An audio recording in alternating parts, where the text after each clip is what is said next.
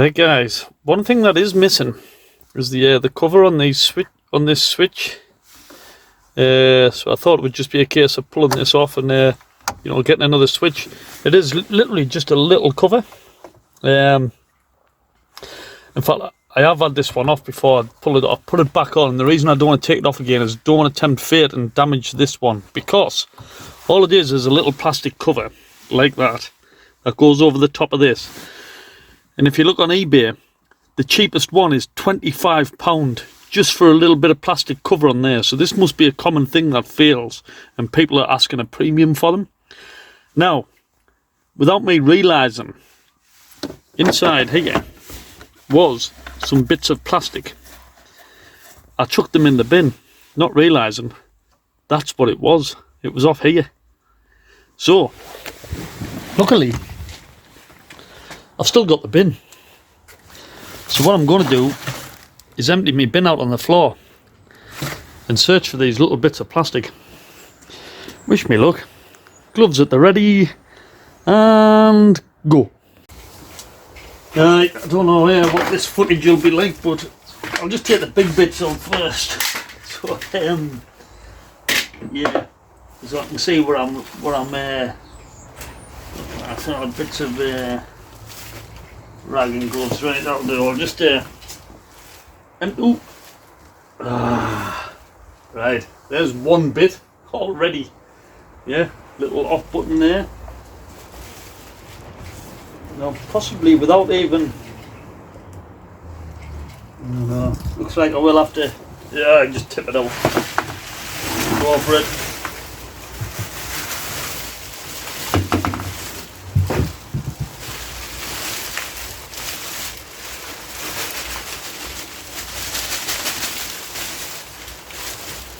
So yeah, I mean, it might be the smallest. Luckily the bin's not that full actually, it normally is. Yeah, this is going to be like one of the smallest bits of plastic known to man. In fact, I was going to bin them, but I'm going to keep them because I've got an idea for them. Yeah. But anyway, let's see if I can find some little bits of plastic. And hopefully I can glue it back together and it's a complete bit. Who knows?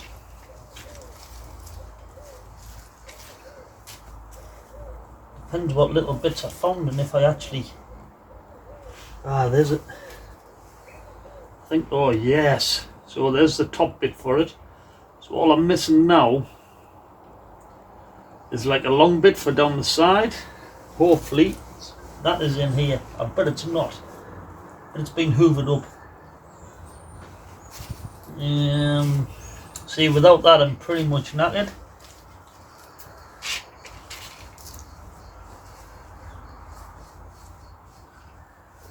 Nah, it does not look like that bit is here.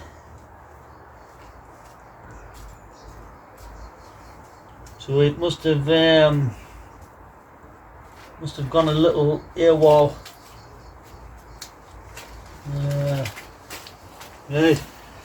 Right, I found two pieces, but to be honest, I don't think that's going to be enough to cut it. Like,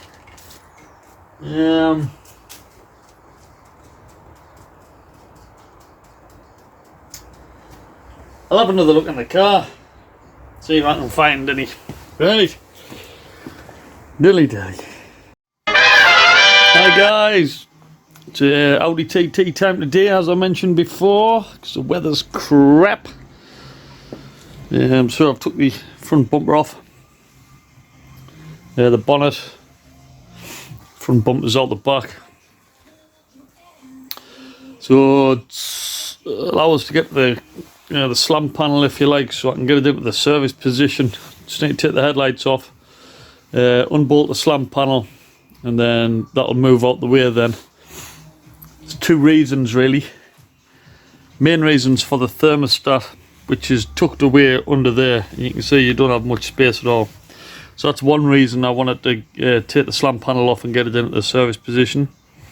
And the other is, the main reason I'm stripping all this down is to get the timing belt done and coolant pump. So again, with this in the service position, it's just going to give me a little bit more space. Predominantly you are working from this side, however there will be advantages to having access from the front as well, certainly once I start taking all this off. Okay, so that's where we are up to now. So we're going to crack on now, take the headlights off, take the slam panel off, get into the service position, and then manoeuvre the car so it's over the top of me me hoist, electric winch. Yeah, so see how we'll get on in a bit. Dilly. Right, slam panel's off. There she is. So good access to everything now. Obviously the radiators stay in situ, but I can move them out the way. Get down to the thermostat, which is tucked away down there. I'll get a torch on it later on. Drain this coolant now. I'll take the thermostat off, put a new one in, then that's the, in fact I won't, I'll drain the coolant, take the thermostat out, and then I'll continue to take, start taking the, I'll strip them down to get to the timing belt, because what I'll do then is, with the thermostat off, I'll be able to flush the whole system, so I'll be able to take the car outside, plug it into me. Well, not plug it in, but use me jet wash. Flush all the coolant system out. So in essence, I've basically got to take off the coolant header tank, steering pump reservoir. That is a fuel filter, believe it or not. Yeah, so I've got to remove all that. Take this top pipe off, intake pipe, so I can get access to the cam belt. There's the cam cover. So once I've took all that off, I've basically got to support the engine then, and then take there's an engine mount, holds it on this side, take that off. Once that's off, I can take the rest of the casing off, take the bottom pulley off, and then start taking the actual timing belt off itself. Once I get that off, I can get the coolant pump out, flush the system, put everything back together. Dilly. Getting there. So you can see I've took everything off now. Power steering pump, fuel filter ladder, everything's disconnected. I've put a pin in on the tensioner for the serpentine belt. Basically a double ribber. So that's a good indication that the timing belt's never been changed, because you would normally change the serpentine belt or auxiliary belt at the same time, especially on this engine when it's that hard to get access to anything. Really easy for me because I've took the whole front end off more or less. So yeah, it needs a new one of them. It also needs a new bonnet release cable, I noticed. So we can see there it's damaged. I wondered why it was a little bit difficult to open, so I'll get that replaced whilst I have access to it. And power steering fluid needs a new power steering fluid. That's it's absolutely mean. It should be green, and it's like black at best. So yeah, it takes some doing. Like you can see why it costs about 600 quid to get this done at the garage. You can see why, because of the labour. It's just took ages to strip all that off there. Oh, I remember how to put it all back together. There's bits all over the plot. I'm sure I will. Right, so the next job is to get the car in a position where I can connect my hoist. I've put my shackle on already. On the end, fits on there nicely. So I can just, I'll get it nice and straight with the hoist. And because I'm doing this single-handed, it'll allow me then, once I've got it supported on the hoist, to take the engine mount off, and then I can just move the hoist up and down, which will move the engine up and down slightly, which will give us access to the different parts that I need for when I'm renewing the timing belt, etc. So that's the plan. Yeah, other than that, if I didn't have the beauty in me hoist, you've got to put like a, yeah, they put a jack underneath and jack it up and down, which isn't ideal, because it moves forwards and backwards as well, so it's a bit of a pain that way.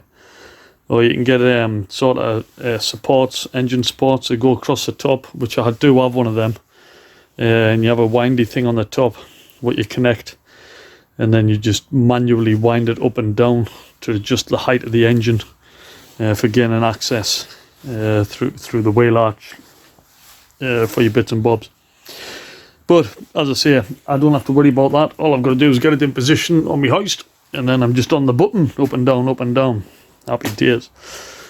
Right, I'll get this into position. I do have to find a lock and wheel key, which I've had a look everywhere in the car and I can't find it. I've took all the nuts out bar the lock and wheel nut.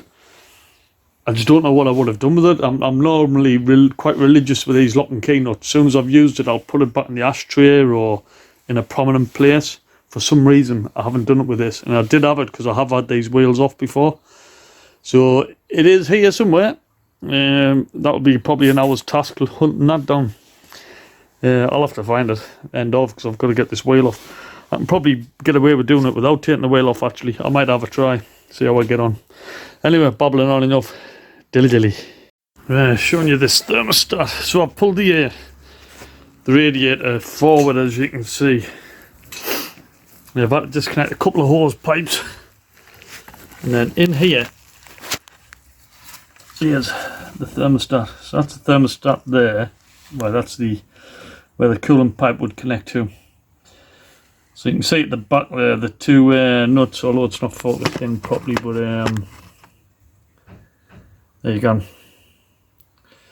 Two 10mm nuts, top and bottom, and they've got hex in the middle as well, so I'll be able to get my Allen key on, which would be good once I get them cracked off.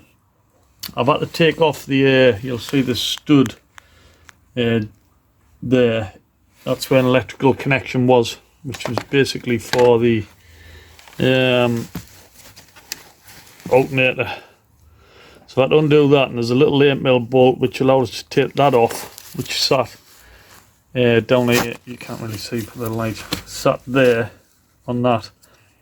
I had to take that off because that was direct line of sight for the that bolt, as you can see, that nut there, just coming just behind that stud.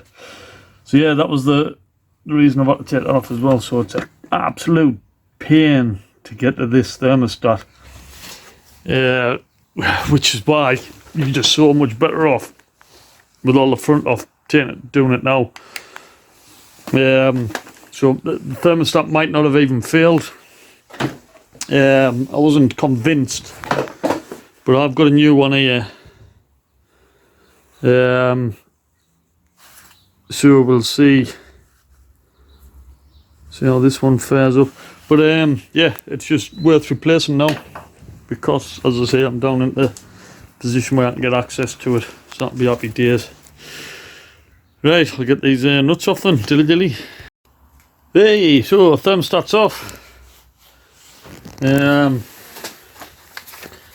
show you so you know I'm not lying. There we go. Happy days. So as I say, I'm not putting the new one on yet. I've repositioned the car. I've now got the engine, the weight of the engine took on my hoist. Car's jacked up. That's it really. Ready now for take the engine mount off on the left hand side engine. Get rid of all that. And as I say, I can just move the engine up and down on my hoist then to get the covers off and whatnot. Right, that'll be my next task. Let's get this engine mount off. See how easy that comes off. Dilly dilly. Right, so I'm marked up. I found one of the marks, which is, you just see an indentation on there. So I've coloured that red as well, and also painted the tooth of the belt red, and then that lines up spot on with the mark at the back, which again I've also marked red. So that's that one in line. I've also put a secondary mark there. So we've got one there and one there. Again, marked the tooth on the belt. And the point on the pinion. And then on the bottom, on the crankshaft, again, marked it on the crankshaft pulley, and then on there, and then on the tooth. So I'll transfer the marks onto the new belt. So I'll put the new mark, them 3 marks onto the new belt, so the same amount of teeth. Line it all up. I've got my reference points that are fixed on the engine marks, so that should be spot on. So I can now confidently take this belt off, undo the pulley, etc. and tensioner. Dilly dilly. Okay, so as we can see, the belt's off. There's the old belt, and here's the new Gates belt. You can see that I've put my marks on. So there's one there, and 2 there. So the teeth are marked exactly the same as the old one. That need a bend. There's the old tensioner off. So what this has come with is the new roller tensioner and the new hydraulic tensioner. This obviously pushes up against that when installed and applies the correct tension. Coolant pump, metal impeller, good quality. So that's the next job. Take off the old tensioner. I think that's just 2 mounting bolts, and then we're going to take off the coolant pump as well. There shouldn't be much coolant left in there because I've got the thermostat off. Okay, next job, dilly dilly. So we've got the coolant pump off. No bother. And it literally disintegrated when I took it off. So it was definitely due replacement. Yeah, it's like really brittle. Like hardly took anything. I mean, they're quite solid, them ones, but them ones aren't.